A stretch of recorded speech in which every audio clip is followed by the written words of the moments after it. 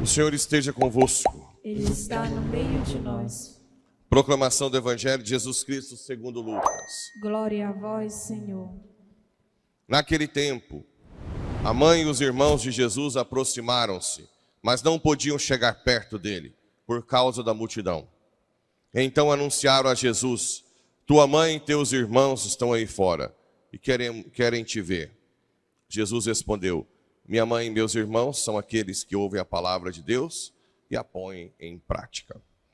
Palavra da salvação. Glória a vós, Senhor. Caríssimos irmãos e irmãs rádio-ouvintes que nos acompanham pelas redes sociais.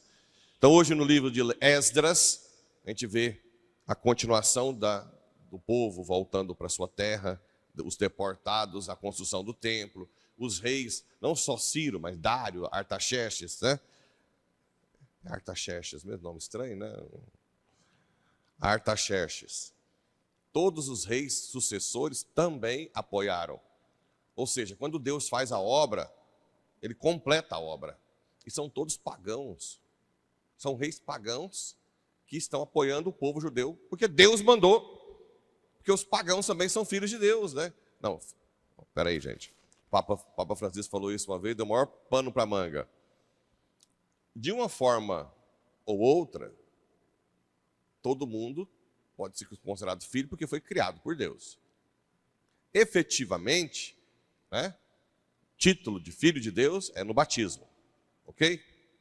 Mas nós não podemos dizer que os que estão no Tibete, os budistas, não foram de uma forma, tem analogamente, ser filho de Deus no sentido de Deus os criou. Por isso que eles têm a semente do verbo. Por isso que, por exemplo, se pode pensar em leis civis de acordo com valores cristãos em qualquer lugar do mundo. Não matar, não roubar. Por quê? Como todo ser humano foi feito por Deus, eles têm a lei moral natural, que é uma participação da lei eterna, mesmo os que não são batizados. E é essa lei que diz evitar o mal e fazer o bem. A consciência de cada um. Por isso que qualquer país do mundo, a lei de não matar, né, a não ser que seja ditatorial, ela é de cunho geral, de fazer o bem. Vocês têm noção, os budistas, os monges budistas, eles, com a meditação interior deles, eles descobrem que quem faz caridade é mais feliz. Chega ao equilíbrio mais rápido, nirvana. Então os monges saem pedindo comida e as pessoas que dão comida que agradecem. Por quê? Porque é uma oportunidade que eles estão tendo de fazer caridade. E quem faz caridade é mais feliz. Atos dos Apóstolos 20, 45, acho o versículo. 20 alguma coisa, depois vocês vêem lá, se é o 45 mesmo. É maior alegria em dar do que receber. Olha só, como é que os budistas chegam a esse, sem ser batizados? Porque sabem, com a meditação, que nós, no nosso DNA, tem isso. No nosso DNA tem. Quem faz caridade é mais feliz. Quem é egoísta, avarento, você pega, tem lá as coxas de frango, aí você põe a coxa, aí tem outra coxa, você já está olhando no prato do outro. Podia ser minha moela. Quem briga pela moela e o coração aí? Eu tenho alguém na minha família, lá no Marte, que a esposa tinha que dar a moela um dia para o marido, a moela outra vez para o filho, porque senão briga. Ele tem que entrar no acordo. O marido com o pai com o filho. Quem come a moela, né? Então, tem de tudo. Tem de tudo nesse mundo. Essas pessoas são menos felizes. Por isso que uma boa mãe, eu já contei a história de um padre de Brasília, não, hoje ele está em São Paulo, padre excepcional, que ele disse que cresceu achando que a mãe dele era doida, não era normal, porque só comia o pé do frango e a cabeça. Falou, minha mãe deve ter algum problema, né? Comer pé e cabeça de frango. Quando ele chegou nos 13, 14 anos, ele chegou no pai dele e disse: minha mãe é normal, pai, porque ela come pé. Só vi ela comer pé, cabeça. Aí o pai dele disse: não, meu filho, a sua mãe é muito mais normal que você pensa. Ela descobriu algo extraordinário. Sabe o que é? Quanto tempo você gasta de alegria comendo uma coxa? Na boca vai segundos, né? Em pouco tempo você acaba com a coxona do frango. Quanto tempo dura o seu prazer? Aquele momento ali, acabou. A sua mãe aprendeu que ver você comer os melhores pedaços daquilo que ela mesma cozinhou a faz feliz para sempre. Para sempre. Então, na verdade, a vida inteira ela quis que você, e até às vezes eu, comêssemos os melhores pedaços. E olha que ela cozinha e lava o prato que você comeu. Na verdade, ela com certeza é muito mais feliz que nós, porque a alegria dela é eterna, transcende. É a alegria de quem renuncia por amor, de quem ama. Um pai desse, junto com a mãe dessa, né? Acabou dando um padre excepcional, um padre muito diferenciado, né? Os retiros deles são coisa de louco, de tão bom que é. Então, isso já está no DNA das boas mães, né? Também. A vida inteira as mães deixam... Eu já fiz isso, esquentando comida para os outros, cozinhando ainda não. Mas aliás, eu fiz uns bifinhos com trem, com queijo, aí eu pus primeiro para eles comer, uma gracinha, já fiz igual mãe. Eu senti feliz mesmo, né?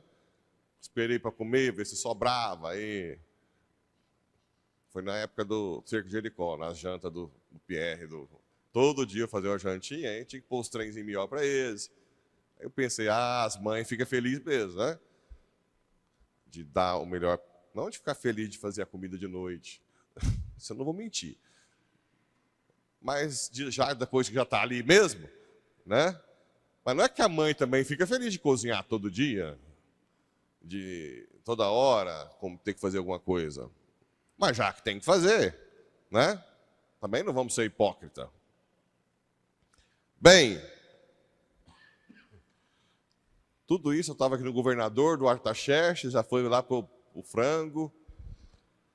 Mas o fato é que esses reis foram usados para o bem. Construir o templo. Depois o Artaxerxes mandou Neemias, governador, que é da tribo de Judá, que é a mesma de Jesus, e Esdras, sacerdote da tribo de Levi, porque quem era sacerdote era da tribo de Levi, para fazer o primeiro culto lá, né? Primeiro oferecimento de sacrifício. Ele leu a palavra de Deus, o povo chorou de saudade, né? O povo chorou de saudade. Deveria ter sido assim com a pandemia, né? Mas muita gente não voltou da pandemia para a igreja. Que coisa doida é essa? Não dá para entender. Era para ter voltado com aquela sede de Deus, mas não voltaram. E esse evangelho? Naquele tempo, a mãe e os irmãos de Jesus aproximaram-se, mas não podiam chegar perto dele, por causa da multidão. E disseram: tua mãe e teus irmãos estão aí fora e querem te ver. Minha mãe e meus irmãos são aqueles que ouvem a palavra de Deus e a põem em prática. Alguns protestantes falam: Jesus está desprezando a mãe, está vendo? Agora eu vou te perguntar primeiro: quem mais colocou a palavra de Deus em prática a tal ponto que se encarnou no ventre dela? Quem? Quem carregou a palavra, com P maiúsculo, no ventre? Quem? Nós. Quem foi o primeiro sacrário vivo? De quem é o sangue, a carne de Jesus? Por isso que no Salmo 51 diz: desde o ventre da minha mãe nasci pecador. Ora, se Jesus pegou a carne, o sangue de Maria, tem de duas uma. Ou Maria transformou Deus pecador, ou Deus fez Maria imaculada. O que vocês acham que é mais certo? Claro que Maria se tornou imaculada. Então a primeira que mais colocou em prática, que a tal ponto de encarnar, foi ela. Então aqui, na verdade, o intuito não é desprezar a mãe, é nos valorizarmos. É fazer que todos nós, que possamos aderir à palavra de Deus e botar em prática, vamos também ser da família de Jesus, como a sua mãe, como São José. Deus está dizendo para nós que estamos aí lutando para juntar trem, e apartamento, e fazenda, e sei lá o quê, e ficar bonito na academia só, pilates, só pensa nesse mundo. Nós estamos deixando de lado, não estou falando que isso é errado, gente. Estou falando de gente que põe essas coisas acima de Deus. Para não chegar na minha mãe de novo aqui, o padre não gosta que a gente prospere. Chegou na minha mãe, junto comigo.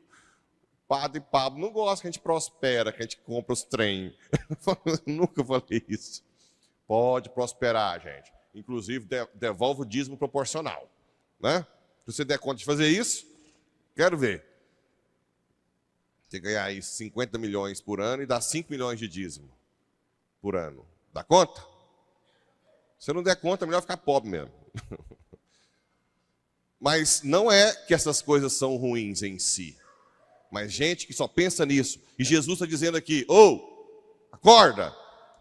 Quem colocar a palavra de Deus em prática, rezar, vir à missa, confessar, caridade, lá no céu vai ser meu irmão, minha irmã, minha família. Gente, nós vamos ser família de Deus. Tanto é que nós vamos participar da divindade de Cristo. Olha que loucura. E nós aqui catando um monte de pedrinha, e Deus oferecendo pedras preciosas no céu. E pedrinha que depois vai morrer e vai perder tudo. Lá não, nós vamos participar da família de Deus para sempre. É loucura trocar lá por esse mundo. Eu não sei se eu estou estrupiado daqui a pouco. Pode ser que hoje à tarde esteja estrupiado na cama para nunca mais sair. O que adiantou meus projetos para esse mundo? Doidura, né? E os irmãos? Maria não foi só teve gente. É mais que todo mundo que tem 2 neurônios que estuda a Bíblia sabe que em hebraico não tem a palavra primo e outras palavras de parentes próximos. Por exemplo, para falar primo, eles tinham que falar ben dot, né? Filho do tio. Como é que vão ficar falando filho do tio, da prima? Então eles punham a palavra irmãos para todo mundo. A prova disso é que chamava Tiago de irmão de Jesus. Tiago é primo, né? Chamava João de irmão. João é primo. Não é isso? Sim ou não? Filho de Zebedeu, de Maria, de Cleofas, né? Ou de Salomé, uma das duas. Na hora que eu esqueço, Salomé. Não era filho de Maria, e chamava eles de irmãos. Em grego tem a palavra irmãos, mas o evangelho foi escrito em grego. Mas os autores não quiseram mudar. Isso se chama influência semítica. Em grego tem adelphos, que é irmãos, e anépsios, que é primo. Mas como os autores são judeus, eles quiseram manter irmãos, como se fala em hebraico.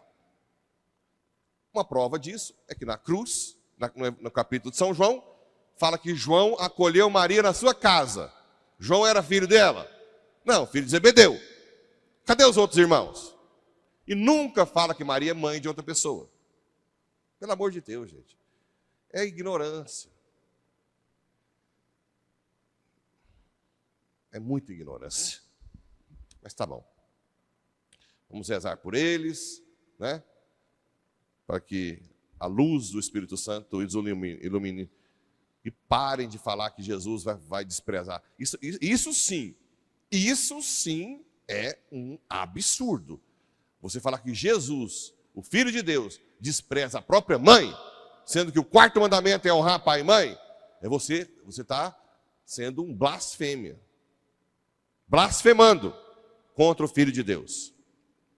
Bem, nós, pelo contrário, essa aqui botou a palavra de Deus em prática. Eu prefiro chegar nela e falar, mãezona, só hora que a mulher, a top de linha, faz essa miséria fedorenta aqui, chegar perto dos seus pés, pelo amor de Deus, antes de morrer, mata eu e põe no seu ventre, né? Faz outro homem com o Espírito Santo, pelo amor de Deus, aqui não presta para nada, mamãe. Eu prefiro esse caminho.